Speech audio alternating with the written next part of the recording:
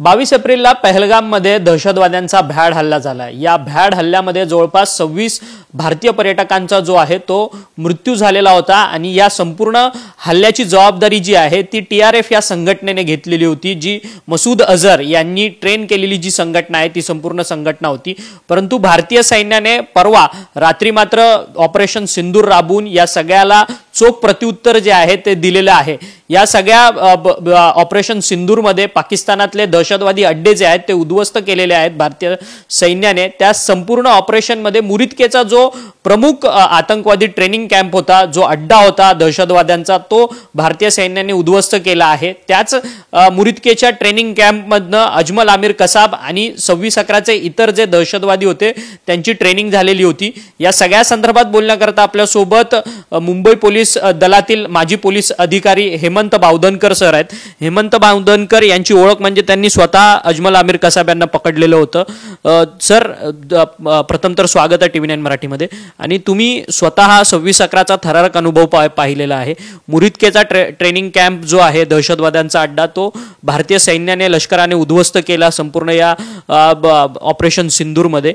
ह्या सगळ्या ह्याच्यामध्ये अजमल आमिर कसाबला पकडल्यानंतर त्याच्याकडनं तुम्हाला काय काय माहिती पडलेली होती या सगळ्या मुरिदकेच्या कॅम्पच्या संदर्भात? सर्वप्रथम भारतीय सेनेचं मी अभिनंदन करतो की काल त्यांनी ऑपरेशन सिंदूर द्वारे प्रत्युत्तर आपण चोख प्रत्युत्तर असं दिलेलं आहे दहशतवाद्यांना।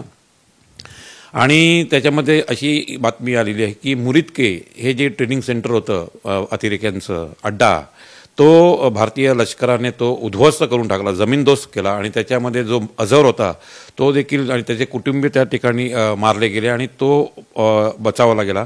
तो देखील बचावला जाता कामा नव्हता, परंतु ठीक आहे, पण त्यालाही भविष्यात असंच उत्तर देऊन त्याचा पण खात्मा करणं आवश्यक आहे। आता त्या ट्रेनिंग सेंटरमध्ये कसाब आणि त्याच्या 9 साथीदारांनी ट्रेनिंग घेतलं होतं। असे 10 ट्रेनिंग घेऊन आलेले अतिरेकी यांनी 26/11/2008 रोजी मुंबई शहरावर हल्ला केला होता। आणि त्याच्यामध्ये आपण पाहिलं की कसाब याला आम्ही 4-5 तासात पकडला, जिवंत पकडला।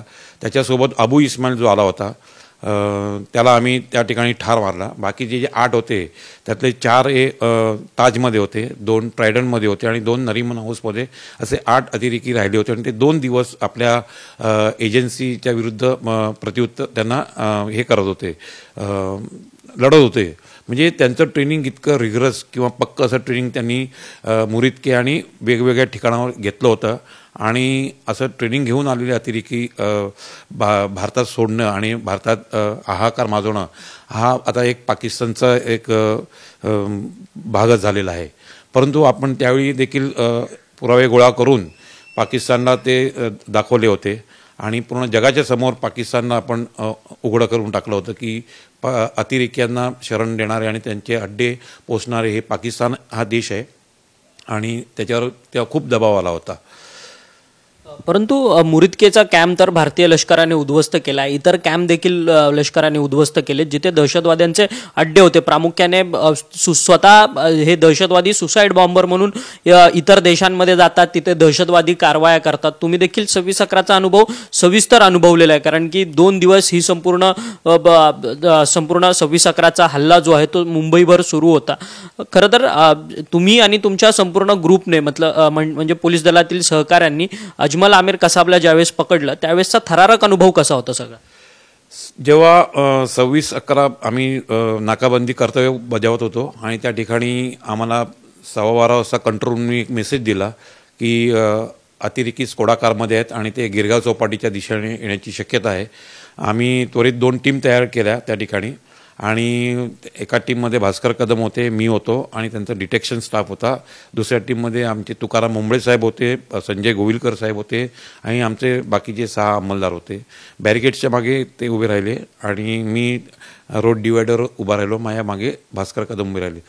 साधारण 12:30 वाजता ती स्कोडा कार गिरगाव चौपाटी या ठिकाणी आली आणि आम्ही नाकाबंदी करत होतो। त्या ठिकाणाहून ती 50 फुटावरती गाडी थांबली। आम्ही त्यांना इशारा केला सरेंडर होण्यासाठी, परंतु त्यांनी काही आमच्या सूचना ऐकल्या नाहीत किंवा त्यांना कळल्या नसाव्यात। त्यांनी अत्यंत वेगाने ती गाडी आमच्या दिशेने घेऊन आली आणि यू टर्न घेऊन ती पळून जाण्याच्या तयारीत असताना ती गाडी रोड डिवायडरवर येऊन धडकली, ज्या ठिकाणी मी उभा होतो। आणि मला समोर दिसलं की 2 अतिरेकी अबू इस्माईल जो गाडी चालवत होता आणि कसाब बाजूच्या सीटवर बसला होता आणि कसाबने हँड ग्रेनेड जॅकेट उचललं आणि चेहऱ्यावरचं रक्त असं पुसलं. तेव्हा माझी खात्री झाली की अतिरेकी आहेत. मी पूर्ण टीमला सांगितलं की अतिरेकी आहेत, सावध राहा. त्याच्यानंतर आम्ही अबू इस्माईल जो ड्रायव्हिंग सीटवर बसला होता त्याला पकडण्यासाठी पुढे जात असताना त्यांनी फायरिंग केलं. त्याचं प्रत्युत्तर म्हणून आमचे भास्कर कदम यांनी त्यांच्या सर्व्हिस पिस्टलमधनं एक राऊंड फायर केला. त्याच्यानंतर मी मागच्या स्कोडाकारच्या मागच्या काचेतनं 3 राऊंड फायर करून अबू इस्माईलला जखमी केलं. त्यावेळी कसाब हा हँड्सअपच्या स्थितीत बसला होता बाजूच्या सीटवर. आणि ट्रेनिंगचा भाग बघा कसं, मग हँड्सअप म्हणजे फसवणूक. इकडे पण त्यांनी आमच्या डोळ्यात धूळफेक करण्याचा प्रयत्न केला की मी सरेंडर झालेलो आहे, परंतु त्याच्या मनात वेगळाच डाव होता. म्हणजे त्यांच्या ट्रेनिंगचा भाग हा त्यांनी या ठिकाणी प्रत्येक पावलोपावली त्यांनी तो जो त्यांना जे ट्रेनिंग देण्यात आलं होतं ते त्यांनी इकडे वापर केला. हँड्सअपच्या स्थितीत त्यांनी असं बसल्याचं आम्हाला भासवलं. त्यांनी दरवाजा उघडला आणि उतरला. त्यावेळीच वेळा आमचे तुकाराम मोंबळे आणि भास्कर कदम, संजय गोविलकर हे त्याला पकडण्यासाठी ते पुढे सरसावले असताना त्यांनी म्हणजे निमिषात म्हणजे काही क्षणामध्ये असं म्हणजे जॅकेटमध्ये लपवलेलं AK-47 काढणं, ते लोड म्हणजे कॉक करणं आणि फायरिंग करणं. म्हणजे ट्रेनिंगचा पार्ट बघा त्यांना कशा पद्धतीने ट्रेनिंग. आणि त्यांनी जे फायरिंग केलं ते आमचे सर्व गोळ्या आमच्या तुकाराम मोंबळेंना लागल्या. आणि तुकाराम मोंबळेंना गोळ्या लागलेल्या असताना देखील त्यांनी कसाबवरची पकड आपली ढिली केली नव्हती. आणि त्यामुळेच आम्हाला ते कसाबला जिवंत पकडणं त्या ठिकाणी शक्य झालं. अन्यथा त्या ठिकाणी कसाबने आमचे सर्वांचे बळी घेतले असते, एवढं मी निश्चित सांगू शकतो. परंतु आमचे तुकाराम मोंबळे त्या ठिकाणी होते, त्यामुळे आमचे सर्वांचे प्राण, त्यांनी स्वतःच्या प्राणांची आहुती दिली, परंतु आमचे प्राण त्यांनी त्या ठिकाणी वाचवलेले आहेत. खरं तर हा सगळ्यात थरारक अनुभव 26/11चा आहे. परंतु 26/11 हल्ला होण्यापूर्वी एक संपूर्ण मोठा कट जो आहे तो पाकिस्तानात शिजत होता आणि पाकिस्तानामधनंच हे सगळे 10 दहशतवादी संपूर्ण ट्रेन होऊन समुद्रावाटे मुंबईत आले आणि त्यानंतर ही सगळी जी आहे ते तो हल्ला या लोकांनी घडवून आणलेला होता. परंतु डेव्हिड हेडली असेल, या सगळ्या हल्ल्याच्या पाठी असणारी जी लोक आहेत, तवूर राणा, डेव्हिड हेडली, त्याच्यानंतर हाफिज सईद असतील, मसूद अझहर असेल, हे सगळेच दहशतवादी या 26/11च्या हल्ल्यामध्ये सामील होते. आणि या सगळ्या दहशतवाद्यांचे अड्डे जे आहेत ते आता भारतीय लष्कर उद्ध्वस्त करत आहे. असे अनेक अड्डे देखील अजून देखील पाकिस्तानात आहेत. मी तर म्हणतो की आता ही जी ऑपरेशन सिंदूर आहे याला आपण थांबवता कामा नये.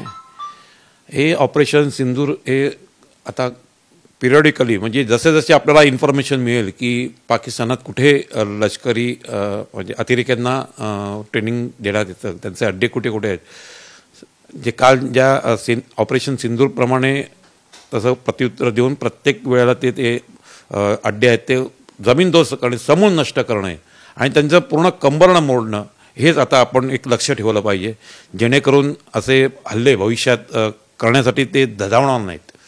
खरं तर कसाबला तुम्ही पकडलं, कसाबला पकडल्यानंतर ज्यावेळेस 26/11 हल्ला होत होता त्यावेळेस तुम्ही कसाबबरोबर नक्की काय बातचीत वगैरे केली? तुम्हाला बोलण्याची कसाबबरोबर काही संधी मिळाली का? कसाबने तुमच्याबरोबर काही कन्व्हर्सेशन वगैरे केलेलं होतं का त्यावेळेसच्या तुम्ही ज्यावेळेस पकडलेलं?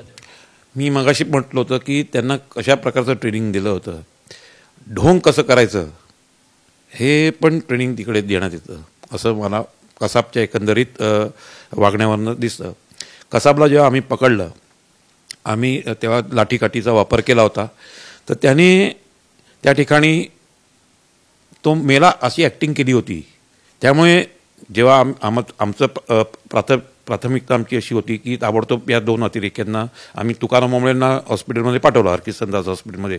लगेच आम्ही कंट्रोलला मेसेज देऊन त्या ठिकाणी ATSची टीम आली, त्याच्यासोबत ॲम्ब्युलन्स मागवल्या. त्या ॲम्ब्युलन्समध्ये आम्ही त्यांना टाकलं आणि नायर हॉस्पिटल या ठिकाणी घेऊन गेलो.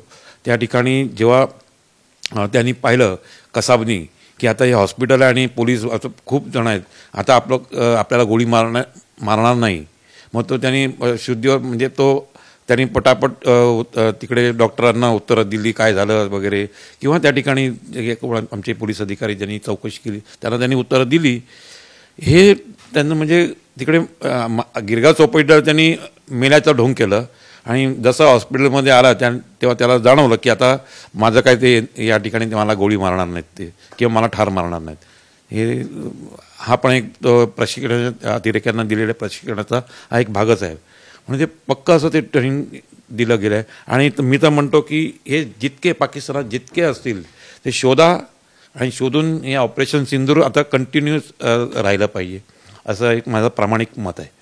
धन्यवाद सर, तुम्ही आमच्याशी बातचीत केली. खरं तर हेमंत बावधनकर सर होते आपल्याबरोबर, जे माजी पोलीस अधिकारी आहेत मुंबई पोलीस दलातले. 26/11चा थरारक जो अनुभव आहे, ज्यावेळेस दहशतवादी हल्ला झालेला मुंबईवरती, तो त्यांनी संपूर्ण आपल्या डोळ्यानिशी पाहिला. अजमल आमिर कसाब जो एकमेव जिवंत दहशतवादी पकडला, तो देखील हेमंत बावधनकर यांच्या संपूर्ण टीमने पकडलेलं होतं. आणि त्या संपूर्ण दहशतवाद्याला पकडत असताना जे पोलीस कॉन्स्टेबल होते तुकाराम उंबळे, ते स्वतः शहीद झालेले होते. त्यांनी अजमल आमिर कसाबच्या गोळ्या स्वतःच्या अंगावरती झेललेल्या होत्या. परंतु या सगळ्या दहशतवाद्यांची ट्रेनिंग जी आहे ती मुरितकेच्या दहशतवादी कॅम्पमध्ये झालेली होती. आणि तोच कॅम्प जो आहे तो आता भारतीय लष्कराने ऑपरेशन सिंदूरच्या माध्यमातून उद्ध्वस्त केलेला आहे. त्यामुळे याचा आनंद मुंबई पोलीस दलातल्या सर्वच पोलिसांना होतोय, त्याचसोबतच भारतीयांना होतोय. कारण की असे अनेक अड्डे जे आहेत, दहशतवाद्यांचे कॅम्प जे आहेत ते POK मध्ये आणि पाकिस्तानामध्ये आहेत. त्यामुळे हे सगळे अड्डे आता ऑपरेशन सिंदूरच्या माध्यमातून उद्ध्वस्त करून टाकले पाहिजे, अशी प्रत्येक भारतीयांची इच्छा आहे. आणि तीच इच्छा जी आहे ती माजी पोलीस अधिकारी हेमंत बावधनकर यांनी देखील आपल्याशी बोलून व्यक्त केलेली आहे. व्हिडिओ जर्नलिस्ट गणेश मोरेसह अक्षय मंगणी, TV9 मराठी, मुंबई.